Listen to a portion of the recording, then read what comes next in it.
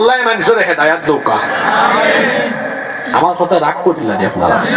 তাহলে আপনারা বলেন তো, এই যে এখানে প্রথম গুণ বলা হলো, রহমানের বান্দারা অহংকারী নয়, তারা বিনয়ী হয়। আমরা অহংকারী হব না বিনয়ী হব?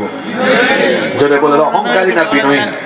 আল্লাহ আমাদের সবাইকে বিনয়ের গুণে গুণান্বিত করে দাও। নাম্বার 2, 2 নাম্বার, রহমানের বান্দারা হয় সহনশীল।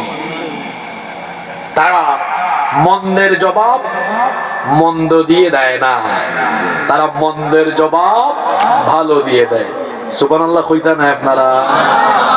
বুঝলানি এটা কি জাত পালা গুণ? আপনার একে গাইল দিছে, আপনি কইবা রাস তোর অত বড় সাহস, তুই কিছু দেখান গাইল, আমি তুমি দোকান গাইল। ঠিক আছে রে কথা?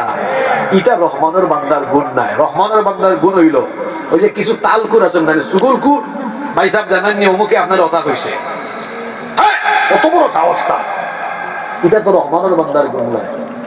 এই একজনে কইছেন ভাই সাহেব আপনার কথা কইছে, আপনি কইবা ঠিক আছে, তানরে কইবা আমি তানরে সার দাওয়াত দিছি। সুবহানাল্লাহ, আমারে গাইল দিছে, আমি গাইল দিলাম না, মাত্র গাইল দিলাম নেই। আল্লাহর রাসূল রে কাফির হলে অত গালি গালাজ করছেন, তুচ্ছ তাচ্ছিল্য করছেন, পাগল হইছেন, মজনুন, শাইর কবি হইছেন, কাহিন গণক হইছেন, সাহির জাদুকর হইছেন। আল্লাহর রাসূলে কি ফিরাইয়া কোনদিন কোন কাফির রে গালি দিছেন? মাতুন না কেন আপনারা? দিছেন নি? সুবহানাল্লাহ। এই আদর্শ আমরার ভিতরে আনতাম না। আমারে কেউ গালি দিব, আমি গালির জবাবে গালি দিতাম না। আমারে কেউ বাদ কথা কইব, আমিও তাল্লা খান বাদ হইতাম না।